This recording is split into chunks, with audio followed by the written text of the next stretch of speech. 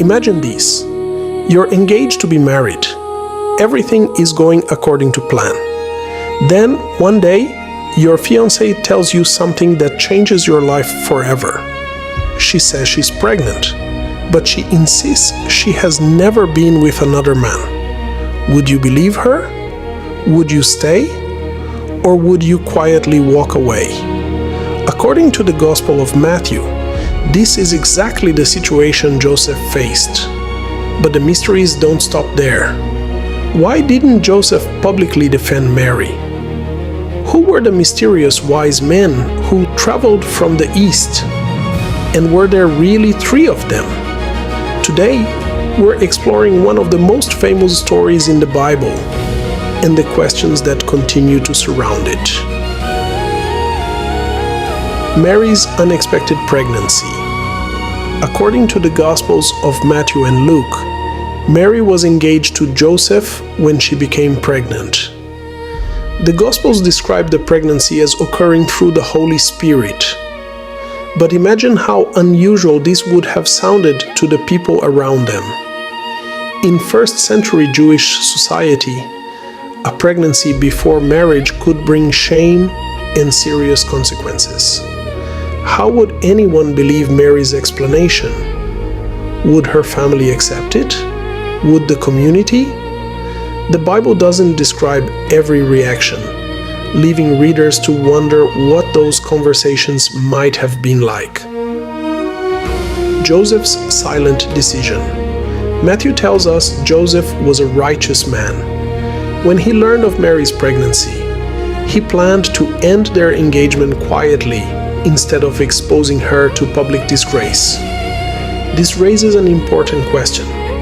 Why didn't Joseph immediately accuse Mary? Was it because he still cared deeply for her? Was he uncertain about what had happened?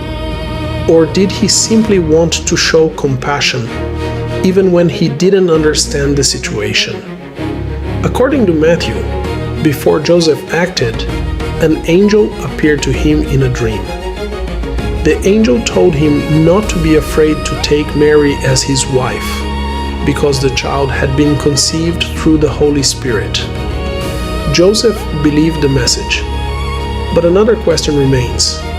Why is Joseph almost completely silent throughout the Gospel accounts? The Bible records no spoken words from him, yet his actions speak loudly. He protected Mary. He cared for Jesus. He obeyed what he believed God had commanded.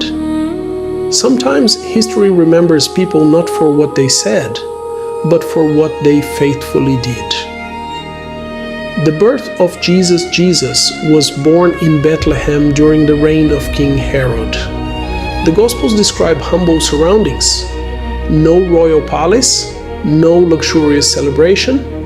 Instead, the child who Christians believe would change history was born into modest circumstances.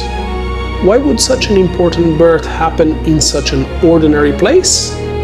For many believers, this reflects humility.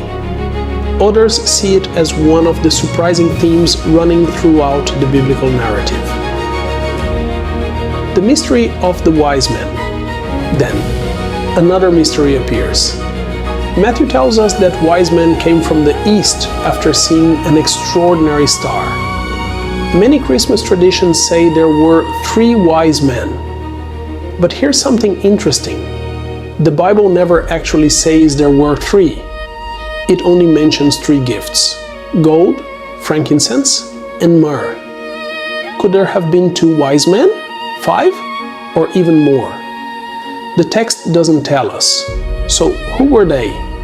The Greek word magi often referred to learned men, astrologers, or royal advisors from the east. Exactly where they came from remains uncertain. Persia? Babylon? Another region?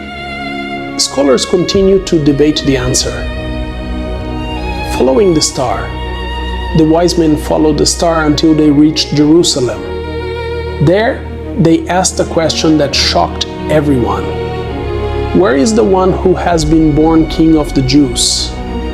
King Herod heard this and became deeply troubled. Why? Because another king meant a possible threat to his throne. Herod secretly met with the wise men and asked them to report back after finding the child. But was Herod truly interested in worshiping Jesus? Or did he have another plan? The story soon provides the answer. Herod's hidden motive.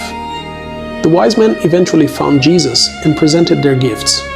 Gold, often associated with royalty. Frankincense, used in worship. Myrrh, a costly spice later associated with burial. Many people see symbolic meaning in these gifts, though interpretations differ. That night, the wise men were warned in a dream not to return to Herod. Instead, they traveled home by another route. Joseph also received another dream. He was told to take Mary and Jesus to Egypt because Herod intended to kill the child.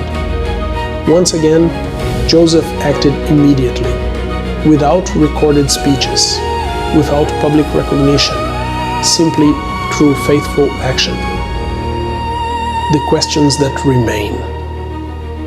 The story leaves us with fascinating questions. Why did God communicate with Joseph primarily through dreams? Who exactly were the wise men? Share your thoughts in the comments, and let's keep the conversation respectful.